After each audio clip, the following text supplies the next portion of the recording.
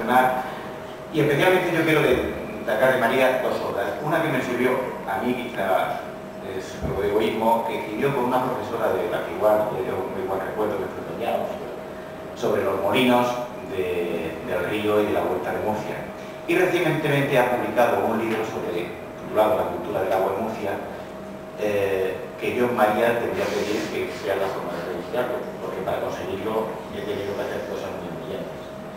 Es decir, simplemente eso. Y ahora, sin más preámbulos, darles las gracias.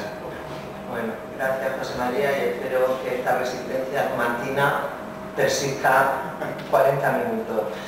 Pues sí, yo después de estas interesantes ponencias de la Fundación de la Huerta Andalusí de Ricote, de esa cara oculta del agua y de esta magnífica exposición de la toponimia, sobre todo del Valle del Ricote, yo voy a ir a lo más general. Aunque a mí me gusta más ir de lo general a lo particular, aquí esperemos que el orden de factores no invierta el producto.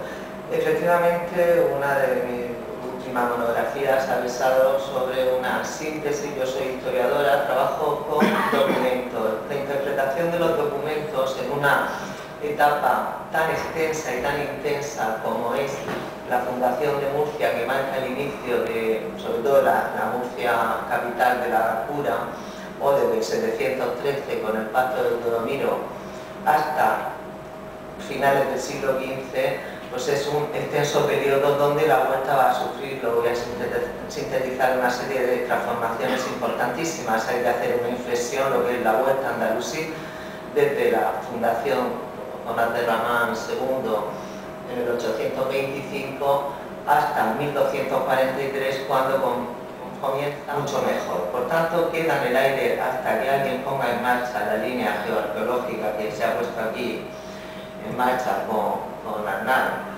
pues queda precisar desde cuándo tenemos Huerta en Murcia. Yo desde luego no voy a entrar para mí en un debate absolutamente superado, que comenzaba en el siglo XIX, que es decir si la Huerta romana o la Huerta andalusí. Desde mi punto de vista, aunque haya topónimos latinos, topónimos prerromanos, lo que importa es que hay una continuidad y un desarrollo desde, no sabemos cuándo, pero a partir de la fundación de Marinar Murcia. Me interesa destacar sobre todo que estamos en una zona, el sureste, que es la zona más árida de la península ibérica. Los andalusíes, el mundo musulmán, procede de un medio absolutamente hostil, un medio árido por excelencia, y de la necesidad hicieron virtud, y eso va a facilitar que hagan un sincretismo cultural romano, bizantino, persa, norteafricano, y que desarrollen y perfeccionen algo que evidentemente se conocía en el mundo romano, pero una tecnología muchísimo más adaptada a microhuertas, o en el caso de Valencia y Murcia, que tienen muchísimos paralelismos, también aplicada a extensiones de regadío mucho más mayores.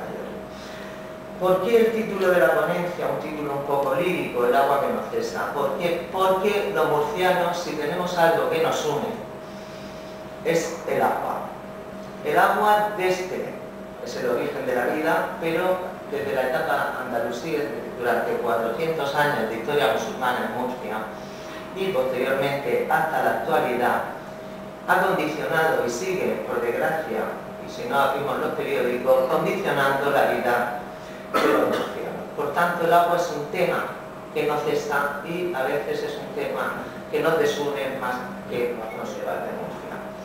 Y va a ir creando paralelamente esas huertas murcianas que se extienden desde Alcantarilla a Orihuela, y esta que ya hemos conocido in situ, que es la de Valle del Ricote.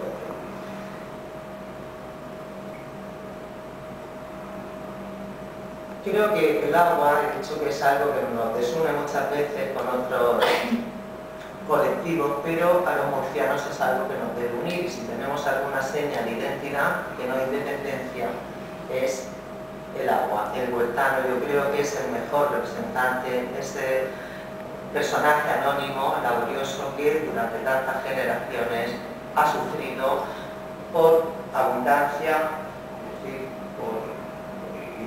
por defecto, por escasez, el agua. El agua es el origen de la vida y en el caso del Islam, esta religión monoteísta, la sacraliza. ¿Por qué? Porque ese medio árido, hostil, Arabia, facilitó que en el paraíso musulmán el Corán redimiese de esa escasez, de esa perenne insuficiencia de agua, prometiendo un paraíso sobre fértiles paisajes de agua, abundantes vegetaciones como palmeras, vides, olivos, granados. El Corán así lo especifica, y desde luego un paraíso que está dotado por el agua de riqueza, de vegetación, de placeres humanos. Una leña muy conocida es coránica, dice: esta es la semblanza del jardín prometido a los temerosos, ríos de agua de inalterable olor, ríos de leche siempre del mismo sabor, ríos de vino, dulzor para los que beban, y ríos de miel pura. En él tendrán toda clase de frutos y perdón de su Señor. Y otra leña mayor que se construye en la cabecera de esa prensa ya está funcionando y la alquila muy poco después. Y eso posibilita una colonización hidráulica del valle, la existencia ya de un poblamiento sólido en el valle medio del Segura, en la periferia de la ciudad fundada. Y he dicho paralelo porque la expansión urbana, lo que es estrictamente la expansión poblacional y morfológica de la capital de la Medina, comienza en el siglo X. Siglo X, siglo XI, en paralelismo además con la expansión generalizada en Al-Ándalus y en este caso en el Sharq al-Ándalus, es decir, el oriente de Al-Ándalus. Un sistema hidráulico que es precisado, como he dicho, por esa primera fuente que tenemos de Al-Udri, donde ya aparece un regadío murciano extendido y una tecnología hidráulica asociada al mismo para poder mantenerlo y poder optimizarlo. Dice este autor: el río de Tizmil, que es como se llamaba también al río Segura, junto a la propia Cura, posee norias que riegan las huertas de este territorio. El comienzo de la acequia que parte del río está en Cantarascaba, alcantarilla, y alcanza las propiedades de los habitantes de la ciudad de Bursilla hasta el límite de la alquería de Taus, no sé cómo se pronunciaría esto, además no sé el topónimo, a qué población, yo creo que está irresuelto, si no me corrige, Robert, está todavía irresuelto, a qué corresponde, que es una de las alquerías de la ciudad de Orihuela. Me da igual a qué corresponde ese topónimo, pero lo que sabemos es que el regadío murciano se ha extendido desde la zona de Jabalí hasta la proximidad con Orihuela, es decir, una extensión longitudinal muy interesante. Al-Zuri, un siglo después, en el siglo X, dice: de sus dos orillas se extrae agua para riego a lo largo de un recorrido de 7 días hasta su misma desembocadura en el mar, supuestamente Guardamar. Bien, aquí tenemos la cabecera del sistema hidráulico configurada por esa gran presa que las fuentes distinguen llamándola Azud Mayor, porque luego hay un Azud urbano en torno a donde está hoy el puente de los Peligros en Murcia, que se le denomina simplemente Azud. Este es el origen del sistema hidráulico andalusí, desde donde el agua del Segura se distribuye a través de 2 acequias madres o 2 acequias mayores. La Alcufía al norte, que es la más temprana y la que va a regar toda la zona del heredamiento de las tierras del norte del cauce del Segura, y la Alquibla, que también, como el topónimo indica, es la acequia, la otra gran arteria, la otra gran acequia mayor, que distribuye por una red de canales de acequias menores, distribuye el agua del Segura por las tierras del Sustinga, de las acequias madres, lo que se llaman las acequias particulares, que tienen además una diferencia en el sistema de riego. El sistema de riego que duda cabe es de origen andalusí, eso creo que es incuestionable, y responde al modelo sirio. ¿Qué quiere decir esto? El modelo sirio implica que el agua debe necesariamente ir vinculada a la tierra, es decir, no se puede tener agua sin tierra.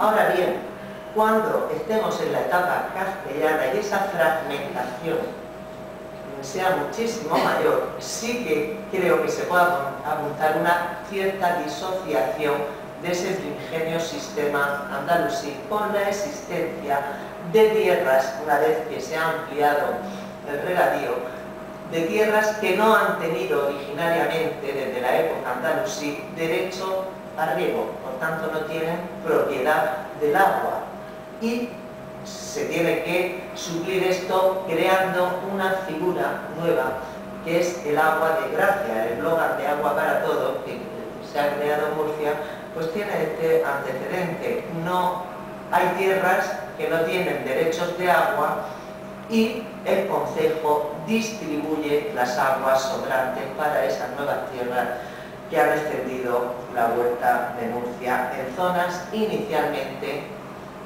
periurbanas, periféricas en el regadío o de secano.